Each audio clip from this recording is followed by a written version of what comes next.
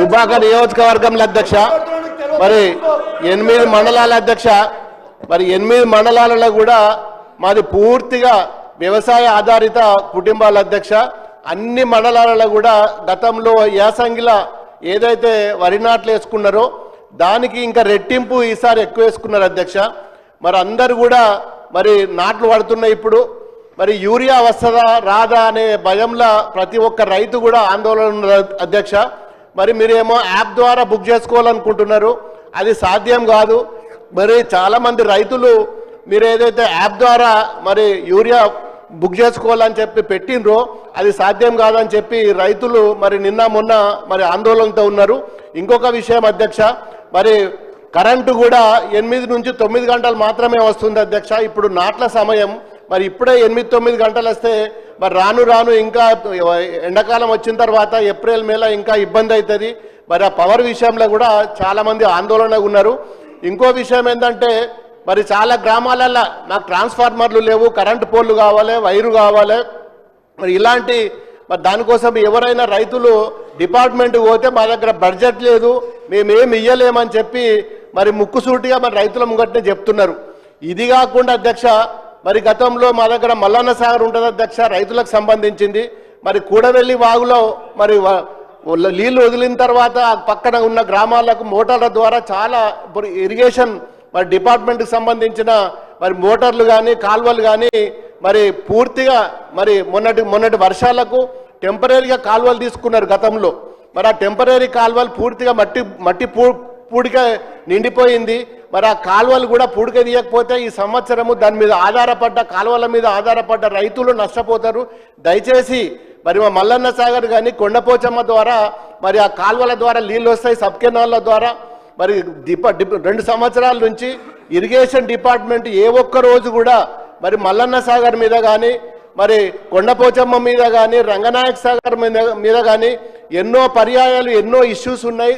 మరి కాలువల మీద కానీ పూడికల తీతం మీద కానీ మరి ఇప్పటి వరకు ఏ ఒక్క రోజు కూడా ఇరిగేషన్ డిపార్ట్మెంట్ కానీ గౌరవ మంత్రి గారు ఉత్తమ్ కుమార్ రెడ్డి గారు కానీ చాలా విన్నపాలు చేసిన ఒక్కరోజు కూడా కనీసం ఆ జిల్లాలో ఏం జరుగుతున్నది, కాలువలు ఏమవుతున్నది, ఇరిగేషన్ ఏమున్నది అని చెప్పి ఏ ఒక్కరోజు కూడా కనీసం రివ్యూ మీటింగ్ కూడా పెట్టిన పరిస్థితి లేదు అధ్యక్ష. మరి ఇన్ని సమస్యలున్నా మరి మా సిద్దిపేట జిల్లాలో కాళేశ్వరం ద్వారా 3 ప్రాజెక్టులు కట్టుకున్నాం. మరి దుబ్బాక నియోజకవర్గంలో దాదాపు 2 లక్షల 3 లక్షల కల్టివేషన్ ఉంటుంది. దాని మీద పూర్తిగా మరి మల్లన్న సాగర్ మీద ఆధారపడ్డది. మల్లన్న సాగర్లో చెర్ల నీళ్ళు ఫుల్లుగా ఉన్నాయి. కాలువల ద్వారా పిల్ల కాలువల ద్వారా నీళ్లు తీసుకుపోవాలి. టెంపరీగా రైతులు గతంలో యాసంగికి సొంత డబ్బులు వేసుకొని మెయిన్ కెనాల్ నుంచి తెగ్గొట్టుకొని లోపలికి నీళ్ళు తీసుకుపోయినరు, మళ్ళీ కూడిపోయినాయి. ఇప్పుడు మరి ఈ సంవత్సరం ఎట్లా అని చెప్పి చాలామంది ఆందోళనలో ఉన్నారు.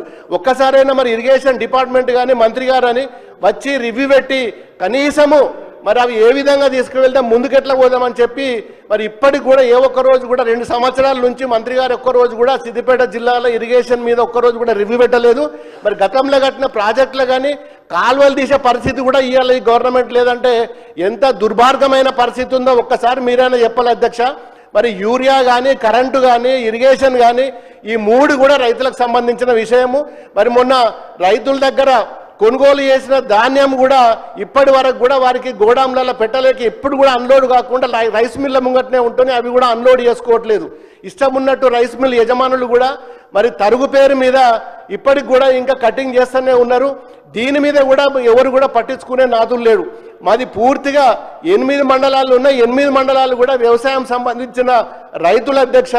ఇప్పటికైనా ఒకసారి సిద్దిపేట జిల్లా మీద దుబ్బాక నియోజకవర్గం మీద ఒక కన్ను పెట్టి మా రైతులను కాపాడవలసిందిగా మీ ద్వారా అధ్యక్ష నేను గౌరవ కన్సర్న్ మినిస్టర్ గారిని నేను రిక్వెస్ట్ చేస్తున్నా. ఎందుకంటే అందరు కూడా నాట్లు పడ్డాయి, ఆందోళన ఉన్నారు. కరెంట్ వస్తుందా, యూరియా వస్తుందా, మా కాలువలలో పూడికలు తీస్తారా, మరి విత్తనాలు సరిగానే ఇస్తారా అని చెప్పి అందరు కూడా ఆందోళన ఉన్నారు. దయచేసి మరి గౌరవ మంత్రి గారు మరి ఇరిగేషన్ మంత్రి కానీ అగ్రికల్చర్ మంత్రి కానీ మరి వచ్చి త్వరలో మరి అధ్యక్ష యూరియా అంశానికి సంబంధించి కానీ ఫర్టిలైజర్ సంబంధించి కానీ ఈ అంశం కేంద్ర ప్రభుత్వ అధీనంలో ఉంది. ఉత్పత్తి అయినా ఎగుమతులైనా దిగుమతులైనా మొత్తం అంశం కూడా కేంద్ర ప్రభుత్వ పరిధిలో ఉంది. రాష్ట్ర రైతాంగం అవసరాలకు సరిపోను సప్లై చేయని కారణంగా తక్కువ వస్తున్న కారణంగా వచ్చిన దాన్ని రైతులు ఇబ్బంది పడకుండా కోసం ఒక యాప్ ద్వారా వచ్చిందని ఈక్వల్ డిస్ట్రిబ్యూషన్ చేయడం కోసం చేసింది తప్ప రైతులను ఇబ్బంది పెట్టడం కోసం కాదు అధ్యక్ష. ఇది గమనించాలా. మిగతా అంశాలన్నిటి కూడా నోట్ చేసుకోవడం జరిగింది అధ్యక్ష. ఎడమ బుజ్జు గారు.